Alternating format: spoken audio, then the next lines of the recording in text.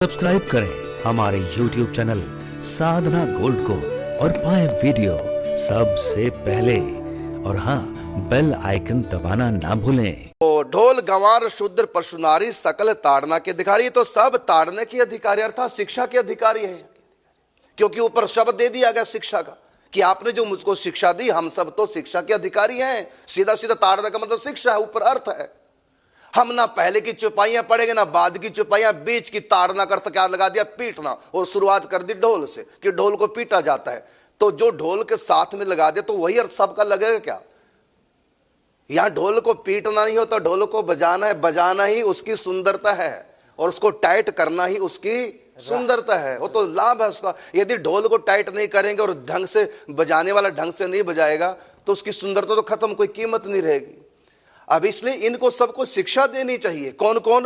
गंवार का मतलब अनपढ़, अशिक्षित, असभ्य व्यक्ति, उसको थोड़ा सिखाना चाहिए। और पशु जैसे बैल है, अब बैल खेत में ऐसे नहीं चल पाएगा, हल ऐसे नहीं चलाएगा, पहले उसको शिक्षा दी जाती है कि पीटा जाता है, शिक्षा दी जाती है। ढोल गंवार, उसको पीटा जाएगा गंवार को। और आगे पशु, पशु को पीटा जाता क्या?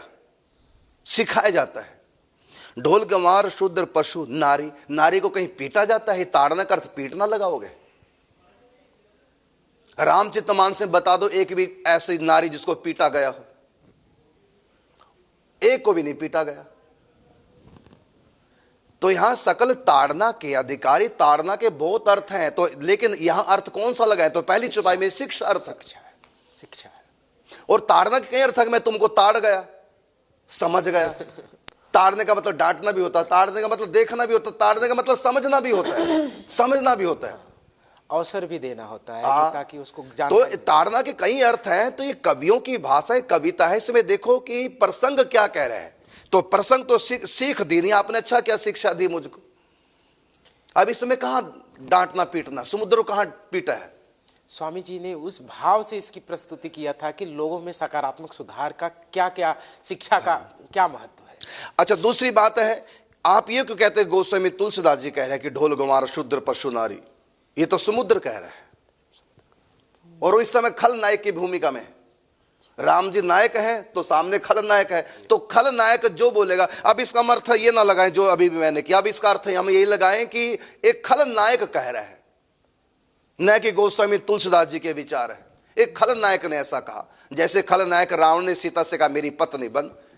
अब लिखेंगे तो कथा तुलसीदास जी, लेकिन इसका अर्थ थोड़ी कि तुलसीदास जी कह रहे हैं सीता को कि मेरी पत्नी बन। और यही एक और देखो, यदि ये गोस्वामी तुलसीदास जी का लिखा हुआ आप मान करके सोचेंगे कि गोस्वामी तुलसीदास जी के विचार हैं, तो ऐसे तो कितनी जगह है जहां गोस्वामी तुलसीदास जी राम को गाली दे रहे हैं। यही अर्थ तुमको करना पड़ेगा फिर। क्या गोस्वामी तुलसीदास जी राम को गाली देंगे? अरे वो गाली तो रावण दे रहा है और गोस्वामी तुलसीदास जी लिख रहे हैं। अब ये थोड़ी कहेंगे कि रावण जी, गोस्वामी तुलसीदास जी राम को गालियां देते हैं। अब देखो, अब आप ये भागवत जी का एक प्रसंग है। अब ये भागवत जी के रचनाकार कौन है? वेद व्यास। अब देखिए वेद व्यास जी क्या लिख रहे हैं, मैं पढ़ के सुनाऊंगा। वेद व्यास जी लिख रहे हैं कि लालने पालने दुखम प्रसूतायाश्च वर्तते वंध्या व विधवा नारी सुखिनी चेती में मति। ये लिख रहे हैं वेद व्यास जी की मेरी मति है, मतलब मेरा विचार है क्या, कि वंध्या स्त्री सुखी रहती है और विधवा नारी सुखिनी चेती में मति, और विधवा भी बड़ी सुखी होती है। क्यों? क्योंकि वंध्या होगी, विधवा होगी, बच्चा ही नहीं होगा, क्योंकि बच्चे के लालने पालने दुखम प्रसूतायाश्च वर्तते, उसको पैदा करने में दुख होता है, उसका लालन पालन पोषण करने में दुख होता है। इसलिए विधवा स्त्री सुखी है और वंध्या जिसके संतान नहीं वो सुखी है। ये दोहा, ये श्लोक किसका है जानते हो? ये भागवत जी में, भागवत के महत्व में। और 18 पुराणों की रचना किन्होंने की है? वेद व्यास ने। और आगे लिखा कि मैं मति, मेरी मति है, मतलब मेरा विचार है कि वंध्या और विधवा स्त्री सुखी है। अच्छा बताइए, क्या ये सिद्धांत है ऐसा ही? यदि हम कहें कि वेद व्यास जी गलत लिख रहे हैं, सारी सधवाएं, सारी पुत्रवती माताएं बगावत कर लें कि गलत लिखा है, गलत है वेद व्यास जी। लेकिन अब इसका असली अर्थ सुनो, आगे पीछे पढ़ के पता चलेगा कि ये वेद व्यास जी के शब्द नहीं है।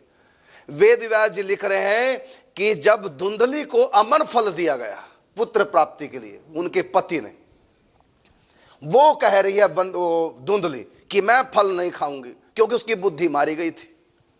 वो कहते मैं फल नहीं खाऊंगी, क्योंकि फल खाऊंगी मैं, अब बुढ़ापा मेरा शरीर, मैं गर्भवती होंगी तो बुढ़ापे में बच्चे को जन्म ढंग से नहीं दे पाई, या जन्म देते समय कष्ट में मैं मर गई तो मुझको नहीं चाहिए वो इस संतान। ये वंध्य स्त्री अच्छी है, दुख नहीं उनको उठाना पड़ता, और विधवा स्त्रियां बढ़िया है जो स्वतंत्र रहती है, जो मर्जी करे, कोई सर पे नहीं होता। अब ये विचार किसके हैं? वेद व्यास जी के हैं कि धुंधली के हैं?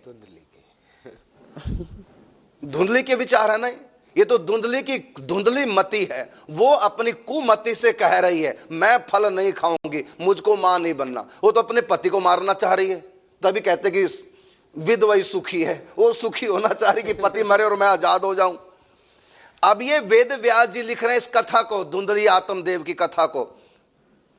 अब इसमें ये विचार जो है, अब देखो एक श्लोक ना आगे पढ़े ना पीछे, उतना पढ़ लें कि वेद व्यास जी लिख रहे हैं क्या कि लालने पालने दुखम प्रसूतायाश्च वर्तते वंध्या व विधवा नारी सुखिनी चेतिसो चेति में मति, कि वंध्या स्त्री और विधवा स्त्री ही सुखी है, ये मेरा मत है। ये कौन लिख रहे हैं? वेद व्यास जी।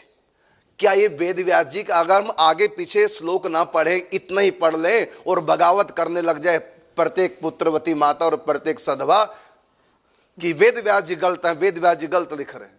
इसी प्रकार ये मूर्खों का विरोध है जो कहते हैं कि गोस्वामी तुलसीदास जी कहते हैं ढोल गंवार शूद्र परशु नारी सकल ताड़ना के अधिकारी। है ना कितनी बड़ी मूर्खता। अरे वो समुद्र कह रहा है, जैसे यहां पर धुंधली कह रही है अपनी सहेली से, और ये कथा वेद व्यास जी लिख रहे हैं। ऐसे तो हमने भी एक भक्तमाल में लिखा है एक जगह, दान करने से मूर्ख लोग दान करते हैं, हमने भी एक जगह लिखा है। लेकिन वो कौन कह रहे हैं? वो एक खलनायक कह रहा है। जो भक्त दान करता है उसको खलनायक कह रहा है। अब उसको लिखा तो मैं नहीं कि मूर्खता है दान करना, लेकिन मैं थोड़ी, वो तो खलनायक कह रहा है। नायक को जो दान करता है वो कंजूस कह रहा है। अब वो मेरा थोड़ी विचार है, वो तो खलनायक की बात है। इसी प्रकार ये ढोल गंवार शूद्र परशु नारी, ये कथा सुनाई जा रही है, और इसमें खलनायक समुद्र है। इस समय राम जी नायक हैं, तो इस समय ये खलनायक की बात, खलनायक जो कहेगा वो कोई सिद्धांत नहीं माना जाता। नायक के मुख से जो निकलेगा वही सिद्धांत स्थापित करना चाह रहे हैं कवि लेखक। तो राम जी ने के मुख से कुछ ऐसा निकला है तो वो बताओ, क्योंकि नायक जो भी कहेगा वो कवि की अपनी मान्यता होती है, माने कवि उसमें उससे सहमत है, और जो खलनायक कहेगा कवि उससे सहमत नहीं। इसलिए गोस्वामी तुलसीदास ने ढोल गंवार शूद्र परशु नारी सकल ताड़ना के अधिकारी इससे पहले समझा दिया कि एक मूर्ख कह रहा है, एक नीच व्यक्ति कह रहा है इस बात को। अब हम गोस्वामी तुलसीदास को नीच कहने लग गए तो कितनी बड़ी मूर्खता है, अज्ञानता का परिचय दे रहे हैं जो गोस्वामी तुलसीदास जी को कह रहे हैं। अब आप समझ गए होंगे इसका अर्थ क्या है। ढोल गंवार शूद्र परशु नारी सकल ताड़ना के अधिकारी। अब आज के बाद कोई विरोध न करे।